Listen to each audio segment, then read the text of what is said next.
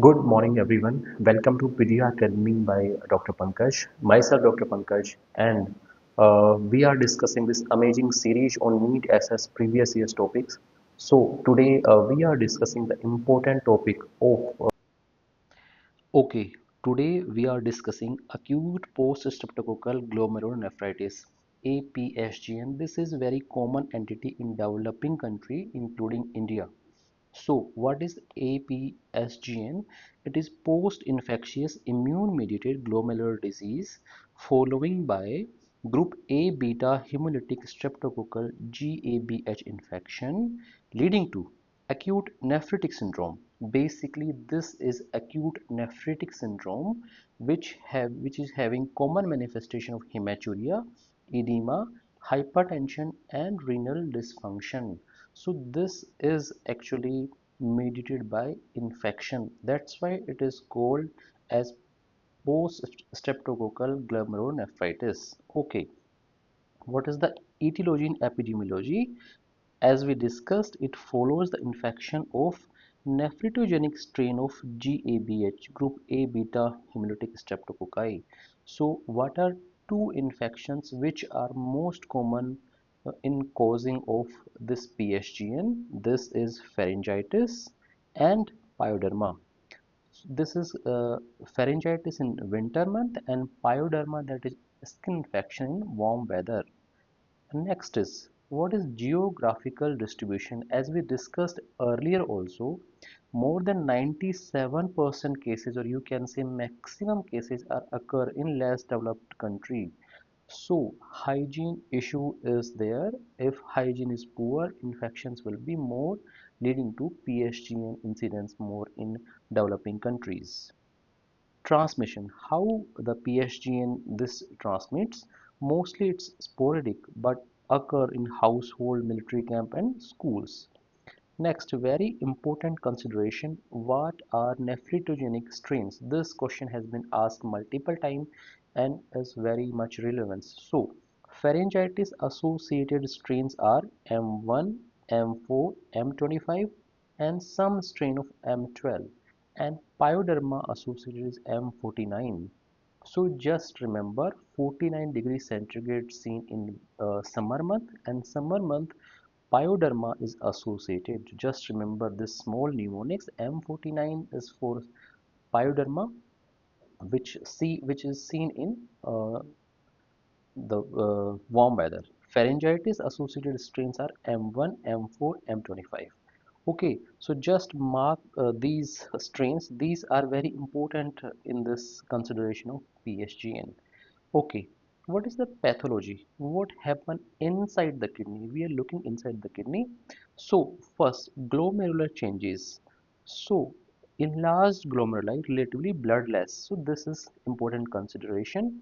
Diffuse mesangial proliferation and mesangial matrix expansion and PMN leukocyte infiltration in early stages. So these three peculiar features are there. In severe cases, any glomerulonephritis, if it moves towards the severe stage, crescent formations are seen and interstitial inflammation. When we do immunofluorescence in PSGN, what we see, this is very much important, lumpy, bumpy deposits of IgG, IgM and complement C3 along glomerular basement level GBM and mesangium. So immunofluorescence findings are seen lumpy, bumpy deposits of IgG, IgM and complement C3. Okay. What are the electron microscopy findings? Electron dense deposits, humps on epithelial side of GBM. So these two entities, just mark them because these are very important on immunofluorescence, lumpy bumpy deposits, IgG, IgM and C3 deposition along GBM, and electron microscopy findings are electron dense deposits, humps on epithelial side of GBM. This is very much important. Okay. So what is the pathogenesis? Pathogenesis, it is immune complex mediated disease as we discussed. Circulating immune complexes with streptococcal antigen deposition in glomeruli, this is less likely. In situ complex formation, immune complex formation is the main thing. Anti-streptococcal antibody react with glomerular antigen that causes molecular mimicry, and they directly deposit into glomerulus activating complements. So this is molecular mimicry. This word is very important. Pathogenesis of this disease lies around this. Okay. Nephrogenic antigens like produce streptococcal pyogenic exotoxin SPEB and nephritic associated streptococcal plasmin receptors. So, next, what is the clinical manifestation? This is common disease we see throughout our OPD and clinical practice also. So, the common age group is 5 to 12 years. Just remember for PSGN, the common age is 5 to 12 years. It is uncommon in less than 3 years of age. Yes, it can occur before 3 years of age, but it is very uncommon before 3 years of age. Onset, this is again very important, 1 to 2 weeks after streptococcal pharyngitis and 3 to 6 weeks after streptococcal pyoderma. Strain we have seen, this is M49 and remaining strains are for streptococcal pharyngitis. This statement is very much important. Renal involvement is variable severity, microscopic hematuria to acute renal failure. But in this slide, just remember three things to remember. The common age group is 5 to 12, uncommon in less than 3 years, and 1 to 2 weeks after post-streptococcal pharyngitis, and 3 to 6 weeks after streptococcal pyoderma. This is very much important. Okay. What are the clinical features? So clinical features will be of acute nephritic syndrome, as we all know. Edema, hypertension, oliguria, and dark cola color urine due to hematuria. This is feature of acute nephritic syndrome. Complications, obviously hypertensive encephalopathy, the features we all know, blurred vision, severe headaches, altered mental status, and new onset seizures can be seen in hypertensive encephalopathy. Heart failure and pulmonary edema, peripheral edema, nephrotic syndrome seen in less than 5% cases of PSGN. Again, this is very important consideration, very important question. And what percentage nephrotic syndrome is seen in PSGN? Less than 5%. Is there any atypical presentation in PSGN? Yes. Subclinical cases, mild hematuria, severe symptoms without urinary abnormalities, and purpuric rashes may mimic IgA vasculitis. These are although rare, but these are atypical presentation of PSGN. Okay, course and resolution. Acute phase resolve into 6 to 8 weeks, approximately 1.5 to 2 months. This acute phase get resolved. But just remember again, very important thing, proteinuria and hypertension resolve within 4 to 6 weeks. Microscopic hematuria can persist for 1 to 2 years. You have diagnosed a patient of PSGN and treated appropriately symptomatically most probably, and you are finding microscopic hematuria after 1 year also. This is normal because microscopic hematuria can persist for 1 to 2 years. So just remember these highlighted things, these are very much important. Microscopic hematuria can persist for 1 to 2 years. How you will diagnose? Mostly it is clinical and some laboratory diagnosis amalgam. So if you do urine routine examination, you will find RBC, you will find RBC in urine, RBC cast, proteinuria, and WBCs. Okay. Then in CBC, this is mild normochromic anemia, having no significance, but what has significance is serum complement level. Serum complement level, as we discussed earlier also in approach to uh, nephrotic syndrome, nephrotic syndrome video, glomerulonephritis video, we have seen this is one of the condition in which C3 levels are decreased. So C3 levels are low in more than 90% of cases, and they come back to normal level in 8 to 10 weeks. Again, C4 levels are usually normal or mildly reduced. Okay, C4 levels are normal, C3 levels are reduced in more than 95% cases and they come back to normal in 8 to 10 weeks. This is normal phenomena in PSGN. If they are persistent low C3 means more than 2 months, what will be the diagnosis? It may suggest chronic post-infectious glomerulonephritis or membranoproliferative MPGN. So this here lies the significance of C3. If it doesn't come down after 2 months, we have to think of alternate diagnosis. Streptococcal serology, again, the important considerations as streptococcal serology. In this thing, streptococcal serology, what we see. Okay, we are discussing streptococcal serology, which is important consideration. It is used to confirm recent streptococcal infection. Entry streptolysin ASO titer. It is elevated. We all know ASO titer is elevated, but it is rarely elevated in skin infection.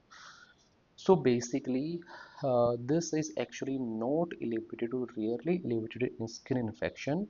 So what is the marker for skin infection? So anti-deoxyribonuclease B, anti-DNase B titer are best test for skin infection. This is very important point to consider. Anti-DNase B is the best test for skin infection. Okay, streptogym test. It detects multiple streptococcal antibodies. It is more sensitive than bacterial culture. Imaging, is there any role of imaging in this PSGN spectrum? No, not really, but if you do MRI, if patient is very hypertensive, you can see press, that is posterior reversible encephalopathy syndrome in parieto-occipital area. We all know, if we happen to do chest x-ray, in normal condition it is normal, but if it is heart failure, you will see cardiomegaly, pulmonary congestion, respiratory distress, we can see. Is there any role of renal biopsy? This is very important. What are the points in which renal biopsy is required in case of PSGN in children? Very, very important. First, if a case of PSGN lands up to acute renal failure, you have to do renal biopsy. If nephrotic syndrome is seen in PSGN, which is seen in less than 5% cases, remember we have discussed, in that case also we have to do renal biopsy. If there is no evidence of recent streptococcal infection, yes, you have to do. If normal complement levels are there, so you have to do consider alternate diagnosis, and based on that consideration, you may go or may not go for renal biopsy. Persistent hematuria, proteinuria, and renal dysfunction more than 2 months. Remember, I'm not talking of microscopic hematuria there. So just remember, these are the important causes indication of renal biopsy in case of PSGN. What are the complications? As we discussed also, acute complication due to hypertension, renal dysfunction, and hypertension is seen in 60% of cases. That is very important. This figure is important. In which percent of cases hypertension is seen in PSGN? In 60% cases, and hypertensive encephalopathy seen in 10% of cases. Okay. Symptoms of hypertensive encephalopathy, all we know: blurred vision, severe headache, altered mental status, and seizures. Heart failure signs like respiratory distress and orthopnea are also seen. Electrolyte imbalance, as any glomerulonephritis, potassium will be high, phosphate will be high, calcium will be low, and metabolic acidosis will be seen. Severe renal dysfunction, this is a if this occur, this is rare, but if it is occur, this is indication of renal biopsy. Seizures, all we know, due to hypertensive crisis, severe uremia, uremia due to toxic metabolic waste accumulation, multi-organ effect. Okay, can we prevent this PSGN? Just think, yeah. So just remember this golden statement: early intervention help prevent complications but may not eliminate a PSGN risk. Okay, so the prevention part prevents complications but it doesn't alter the PSGN risk. Early antibiotic therapy, if we happen to give, It treats streptococcal throat and skin infection, but it does not fully prevent PSGN, but limit nephrogenic strain spread. So these two golden statements, just remember, these are very important in consideration of PSGN. It doesn't fully prevent but limits nephrogenic strain spread. Okay, can we screen household contacts? Yes, children in affected household should be tested for GABHS, and if they are positive, immediate antibiotic treatment should be started. Pet carriers, is there any pet carrier for PSGN strains, nephrogenic strain? Yes, dogs have been reported as carrier of streptococcal strain. This is new thing and important. Okay, treatment. What is the treatment of PSGN? The golden statement again, supportive care is the mainstay of treatment. No drug is used. Supportive care. Okay, supportive care, monitoring function, fluid balance, and blood pressure. If complication arises like hypertension, just treat them with diuretics, CCB, ACE inhibitors. What about antibiotic therapy? We have discussed antibiotic therapy just prevent complications but doesn't change the course of PSGN. But still, we give 10 days course of penicillin. This prevents further spread of the bacteria, group A beta hemolytic streptococci. It does not alter progression or complications. Okay, fluid and sodium restriction we have to do accordingly. And what is the prognosis of PSGN? Most cases resolve completely without supportive care. Recovery rate is more than 95% of children it recovers fully. Most cases resolve in 6 to 8 weeks. Recurrence is extremely rare, and severe cases less than 2% develop chronic renal disease, and early intervention prevent long-term complication. So this is very important disease. Okay, just revise all these stuff. Euconium Elias. We'll discuss some another topic of this amazing series. Till then, do share, like, and